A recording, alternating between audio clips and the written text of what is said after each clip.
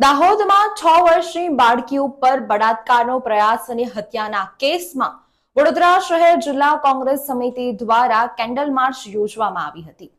શહીદ ભગતસિંહ ચોક ખાતેથી ગાંધીનગર ગૃહ ખાતે કેન્ડલ માર્ચ યોજવામાં આવી હતી અને સૂત્રોચ્ચાર કરવામાં આવ્યા હતા। આ કાર્યક્રમમાં શહેર કોંગ્રેસ પ્રમુખ ઋત્વિજ જોશી, વિપક્ષના નેતા ચંદ્રકાંત શ્રીવાસ્તવ તેમજ સ્થાનિક નગરસેવકો અને કાર્યકર્તાઓ ઉપસ્થિત રહ્યા હતા। તેમજ મોટી સંખ્યામાં લોકો પણ જોડાયા હતા। તેમજ પીડિતા માટે ન્યાયની માંગણી કરી હતી અને અધિકારીઓ ઉપર આકરા પ્રહારો વિપક્ષના નેતા દ્વારા કરવામાં આવ્યા હતા। 6 વર્ષની બાળકીના કથિત બળાત્કાર અને હત્યાનો કેસ ઉકેલવા માટે દાહોદ પોલીસે અલગ વ્યૂહરચના અપનાવીને ગણતરીના સમયમાં જ આરોપીની ધરપકડ કરી લીધી છે। સમગ્ર ગુજરાતમાં ચર્ચાસ્પદ બનેલા આ કેસમાં પોલીસે જે શાળામાં બાળકી ભણતી હતી તેના આચાર્યની ધરપકડ કરી એ બાળકીના હત્યાના આરોપ હેઠળ પોલીસે સમગ્ર મામલામાં ભારતીય ન્યાય સંહિતાની કલમ 103(1) મુજબ ગુનો નોંધી તપાસ કરી રહી છે।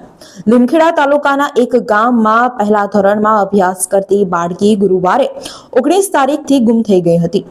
છોકરી શાળાએ ગઈ હતી, પરંતુ સાંજે પરત ન આવતા પરિવારજનોએ તેની શોધખોળ આદરી હતી।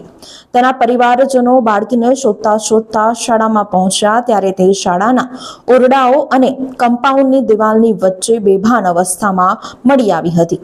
પરિવારના સભ્યો બાળકીને લીમખેડા સરકારી હોસ્પિટલમાં લઈ ગયા હતા, જ્યાં ફરજ પર હાજર તબીબે તેને મૃત જાહેર કરી હતી। પોલીસે ફરિયાદ નોંધીને મામલાની તપાસ શરૂ કરી હતી। તપાસમાં ફોરેન્સિક ટીમ, ફિંગરપ્રિન્ટ એક્સપર્ટની ટીમ, ડોગ સ્ક્વોડની મદદ લેવામાં આવી હતી, પરંતુ કોઈ મહત્વની કડી મળી નહોતી। આખરે જિલ્લા લોકલ ક્રાઇમ બ્રાન્ચ અને સ્પેશિયલ ઓપરેશન ગ્રુપ સહિત 10 ટીમ બનાવીને તેમને કેસની તપાસ સોંપવામાં આવી હતી। ત્યારે વડોદરા શહેર કોંગ્રેસ સમિતિ દ્વારા આજ રોજ વીર ભગતસિંહની પ્રતિમા પાસે કેન્ડલ માર્ચ યોજી સૂત્રોચ્ચાર કરવામાં આવ્યા હતા। સાથે આ સત્તામાં બેઠેલા અધિકારીઓ પર આકરા પ્રહારો કરવામાં આવ્યા હતા। સાથે વીર ભગતસિંહની પ્રતિમા પાસેથી ગાંધીનગર ગૃહ સુધી પદયાત્રા કરવામાં આવી હતી અને સૂત્રોચ્ચાર કરવામાં આવ્યા હતા। આ કેન્ડલ માર્ચમાં વડોદરા શહેર કોંગ્રેસના પ્રમુખ, વિપક્ષના નેતા ચંદ્રકાંત શ્રીવાસ્તવ, કોંગ્રેસના ધારાસભ્ય જશપાલસિંહ પઢિયાર સાથે સ્થાનિક નગરસેવકો અને કોંગ્રેસના કાર્યકર્તાઓ કેન્ડલ માર્ચમાં જોડાયા હતા। દરેક બળાત્કાર હોય, ચાહે યુપીમાં હોય, એમપીમાં હોય, રાજસ્થાનમાં હોય અથવા બંગાળમાં હોય, ત્યારે રેલીઓ કાઢે,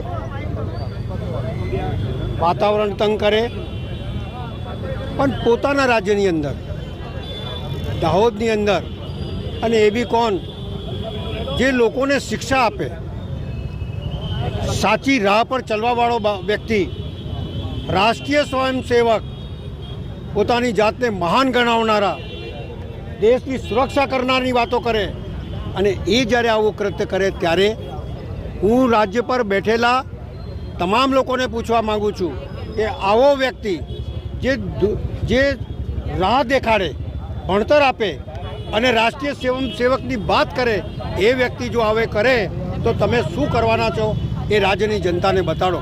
બહુ મોટી મોટી વાતો કરો છો, બહુ આંદોલન કરો છો, અહીંયા બળાત્કાર થયું, ત્યાં બળાત્કાર થયું, પણ આ તો નાની બાળકી, નિર્દોષ, જેને જીવન ના જોયું હોય, એના ઉપર જ્યારે શિક્ષક જ બળાત્કાર કરે, રાષ્ટ્રીય સ્વયંસેવક બળાત્કાર કરે, તો આ રાજ્યની સરકાર એના માટે શું કરે છે એ બતાડે ખાલી।